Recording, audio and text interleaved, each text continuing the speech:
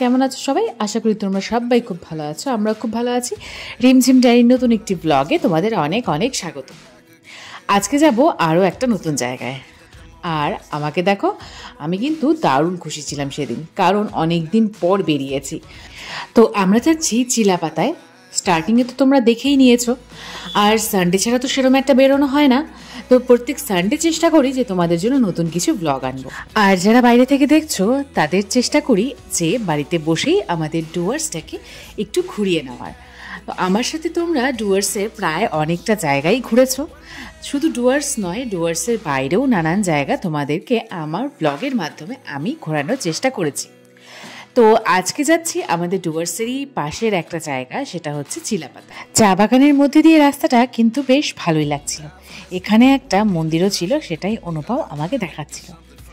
তো চিলাপাতা যেতে হলে তোমাদের কিন্তু আলিপুরদুয়ার হয়েই যেতে হবে, কারণ আলিপুরদুয়ার থেকে জাস্ট 40 কিলোমিটার দূরেই এই চিলাপাতা। যারা চিলাপাতা ঘুরতে আসছো তারা কিন্তু এই চিলাপাতার সঙ্গে সঙ্গে জলদাপাড়া ন্যাশনাল পার্কটাও ঘুরে যেতে পারো। এটাও আমাদের আলিপুরদুয়ারের ঠিক পাশেই। এই যে ছোট জায়গাটা দেখছো, এটা হচ্ছে মথুরা। আমরা সেদিন শর্টকাট নিয়েছিলাম, তাই মথুরা দিয়ে গিয়েছি। তোমরা যারা বাইরে থেকে আসছো বা অন্য কোনো রাস্তা দিয়ে যেতে চাও তারা কিন্তু সোনাপুর হয়েও যেতে পারো। তপসিকাতা সোনাপুর হয়েও কিন্তু এই চিলাপাতা যাওয়া যায়। এই চিলাপাতা ফরেস্ট কিন্তু মেইনলি একটা বিশাল জঙ্গল। আর এই চিলাপাতা ফরেস্টের সৌন্দর্য একদমই আলাদা, কারণ চারিপাশে এই ফরেস্টে নানান রঙিন ফুল রয়েছে, নানান রঙিন পাখি রয়েছে। তোমরা যখন এই ফরেস্টে সাফারি করবে তোমরা কিন্তু নানান ধরনের জীবজন্তুর সঙ্গে পরিচিত হবে। এছাড়াও হাতি রয়েছে, চিতাবাঘ রয়েছে, হরিণ রয়েছে, এই সমস্ত তো রয়েইছে, সঙ্গে নানান রকমের পাখিও কিন্তু এখানে দেখতে পাওয়া যায়। সব মিলে একদম প্রকৃতির কাছে চলে যাবে তোমরা। তো আমাদের আলিপুরদুয়ার স্টেশন থেকে, আমাদের আলিপুরদুয়ারের যে নিউ আলিপুরদুয়ার স্টেশন রয়েছে সেটাই কিন্তু এই চিলাপাতাই বলো আর জলদাপাড়াই বলো, এখান থেকে সব থেকে কাছের রেলওয়ে স্টেশন। এছাড়া যারা জলদাপাড়াতে থাকছো তারাও কিন্তু জলদাপাড়া থেকে চিলাপাতাটা ঘুরে নিতে পারবে। জলদাপাড়া ওয়াইল্ড লাইফ স্যাঞ্চুরি থেকে এই চিলাপাতা ওই মোটামুটি 30 কিলোমিটার মতো দূরত্বে রয়েছে। তো সব মিলে এই চিলাপাতা ফরেস্ট বেশ সুন্দর একটা জায়গা। এই যে আমরা একদম মোড়ে চলে এসেছি, বাঁ দিকের রাস্তাটা পুরোটা কিন্তু জঙ্গলের ভেতর দিয়ে চলে যায়। আর এই যে ডান দিকের রাস্তাটায় আমরা আসলাম, এই দিকটাও একই চিলাপাতা, তবে এই দিকটা রয়েছে সমস্ত হোমস্টেগুলো বা রিসর্টগুলো। এটা একটা পার্কের মতো, এখানটায় চলো আমরা একটু সময় কাটাবো, তারপরে তোমাদের নিয়ে যাব মেইন ফরেস্টটার দিকে। তাছাড়াও সঙ্গে কিন্তু আমরা একটু রিসর্টগুলোও ঘুরবো। তো চলো, এখানটায় দেখো চারিপাশটায় একদম পাতা ঝরঝর করে পড়ছিল ওপর থেকে, বেশ সুন্দর লাগছিল দেখতে। মনে হচ্ছিল যেন প্রকৃতি আমাদেরকে ওয়েলকাম করছে। দেখো চারিদিকে গাছে গাছ, চারিদিকটাই খুব সুন্দর লাগছিল।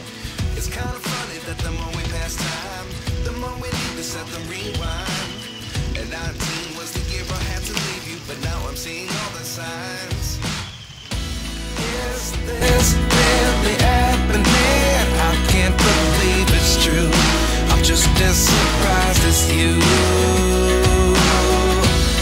Is this really happening? I can't be too sure, but one day I'll be yours again.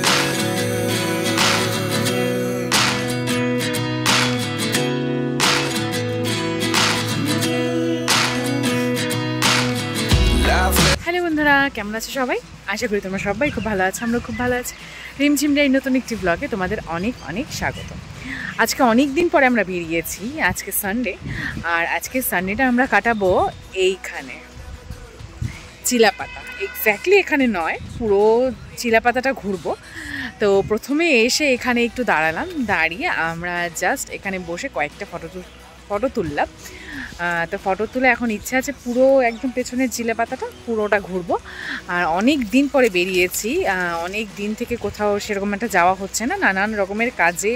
তো যাই হোক, তোমাদের সঙ্গে তো একটা ভিডিও শেয়ার করবই। আজকের এই চিলাপাতা ব্লগ থাকছে তোমাদের সাথে, দেখতে থাকো। আমরা কি কি করি পুরোটা তোমাদের সঙ্গে শেয়ার করব। আর চিলাপাতা যারা ঘুরতে আসতে চাও তারা কিন্তু আলিপুর আলিপুরদুয়ার থেকেও আসতে পারো। আলিপুরদুয়ারে আমাদের গাড়ি পেয়ে যাবে তোমরা, তো ওখান থেকেও ঘুরতে আসতে পারো। আর যারা ডুয়ার্সে আসছো তারা ডুয়ার্সে যেখানে থাকছো সেখান থেকেও কিন্তু চিলাপাতা খুব একটা দূর নয়। তো চিলাপাতা থেকে তো একদম জলদাপাড়াটাও সামনে, তো চিলাপাতা আসলে একসঙ্গে জলদাপাড়াটাও ঘুরতে পারবে। তো সঙ্গে থেকো, ভিডিওটা একদম শেষ পর্যন্ত দেখো। চিলাপাতা ঢোকার জাস্ট মোড়টার ডান দিকের রাস্তাটা এটা, এই দিকটায় পুরোটাই রিসর্ট। যারা চিলাপাতায় নাইট স্টে করবে তারা কিন্তু এখানেই সমস্ত রকমের রিসর্ট পেয়ে যাবে। বেশ সুন্দর ব্যবস্থা। আমরা একটা রিসর্টেও গিয়েছিলাম, তো সেই জায়গাটাও তোমাদের দেখাবো। যারা এখানে এসে থাকবে তারা কিন্তু এখান থেকে গাইডও নিতে পারো। তোমরা যদি গাইড নিয়ে ঘোরো তাহলে তোমাদের বুঝতে খুব সুবিধা হবে। যারা আমাদের আলিপুরদুয়ারের আশেপাশে আছো তারা তো নিজেরাই ঘুরতে পারবে, তবে হ্যাঁ, যারা বাইরে থেকে আসছো তাদের জন্য কিন্তু একজন গাইড খুবই প্রয়োজন।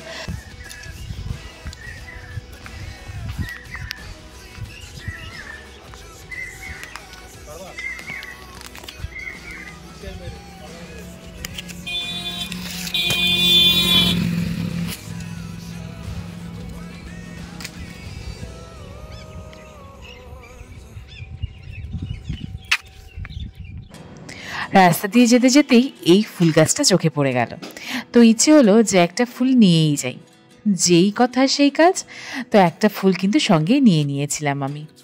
এবার চলো তোমাদেরকে একটা রিসর্টে ঘুরিয়ে নিই। এখানে কিন্তু অনেক রকমের রিসর্ট তোমরা পেয়ে যাবে।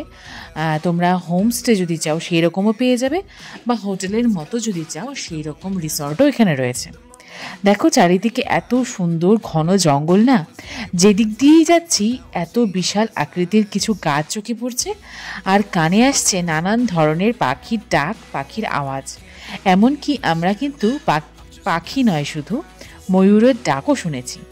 এই যে দেখো এখানে রুমগুলো, এই রুমগুলো কিন্তু বেশ সুন্দর, জঙ্গলে থাকার জন্য একদম উপযোগী। অনেকটা উঁচু আর বেশ সুন্দর করে সাজানো রয়েছে।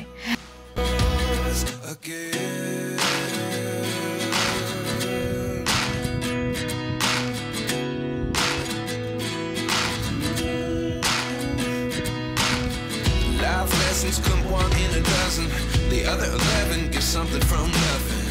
I sit here looking for an answer. Maybe the biggest question was in the last chapter. You gave me the soul I have. Next ক্লিপটায় আমি ব্যাকগ্রাউন্ড মিউজিকটা বন্ধ করেছি, কারণ তোমরা ভালো করে শোনো, ময়ূরের ডাক শুনতে পাবে।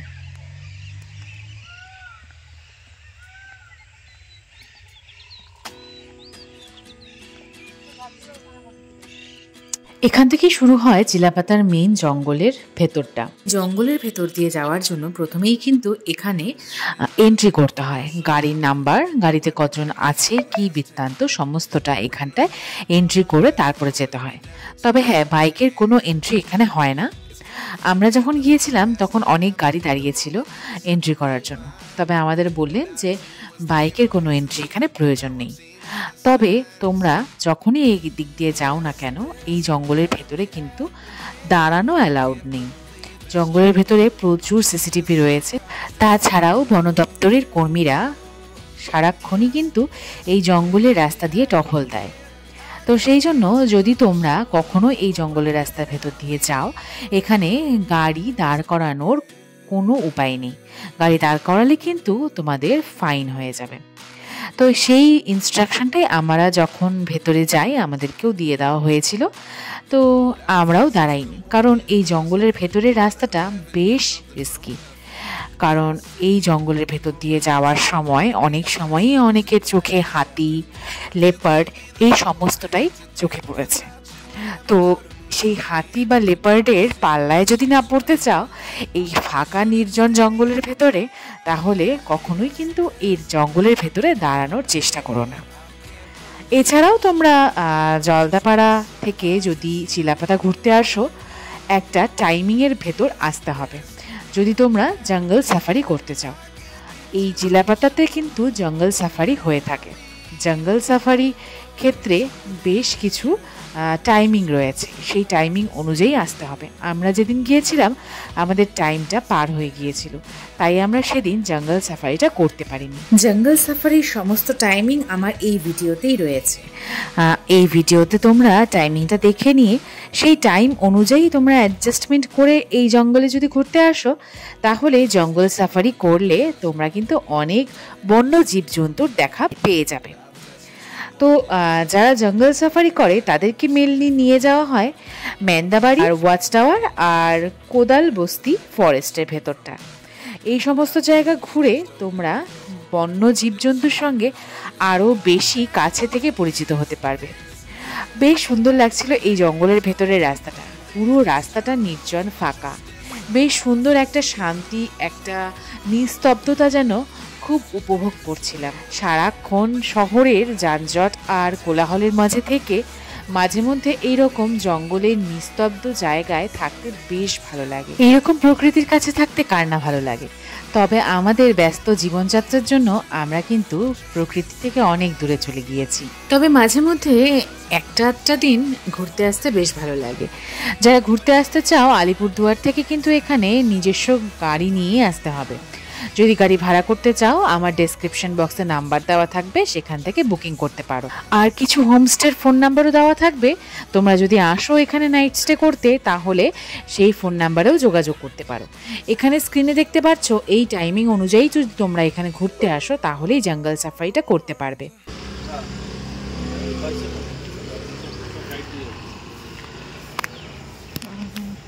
এখন কি অনলাইন বুকিং হয় দাদা? না, অফলাইন না, এখানে এসে অ্যাভেলেবল তো পাওয়া যায় নাকি? অ্যাভেলেবল পাওয়া যায়, তাড়াতাড়ি আসতে হবে, এখন চাপ আছে বেশি। ঘোরাফেরা তো হলো, এইবার একটু খাওয়া দাওয়া না হলে কি আর দিনটা কমপ্লিট হয় বলো?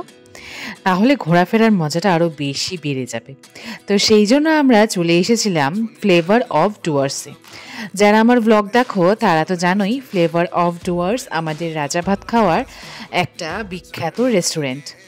বেশ সুন্দর করে সাজানো হয়েছে রেস্টুরেন্টটা। একটা ট্রেনের ডাব্বাকে কি করে নতুন রূপে সাজানো যায় সেটা কিন্তু আমাদের ফ্লেভার অফ ডুয়ার্স শিখিয়ে দিয়েছে। রাজা ভাত খাওয়ার এই রেস্টুরেন্টটা বেশ বিখ্যাত। তো আমরা এখানে চলে এসেছিলাম একটু কফি আর একটু পকোড়ার আড্ডা দিতে। বেশ সুন্দর করে সাজানো। আর এই যে আমি, তো পুরো ঘোরাটা একদম কমপ্লিট হয়ে গেল এই ফ্লেভার অফ ডুয়ার্সে এসে। দারুণ ছিল চা আর পকোড়া। আমরা মাঝে মধ্যেই এখানে কফি আর ভেজ পকোড়াটা খেতে, যেমন টেস্ট তার সঙ্গে যে চাটনিটা দেয় ওটা আরও বেশি টেস্ট। তো যাই হোক, এইভাবেই আমাদের আজকের দিনটা এখানে শেষ হচ্ছে। তোমরা সবাই ভালো থেকো, দেখা হচ্ছে পরের ভিডিওতে। টাটা বন্ধুরা।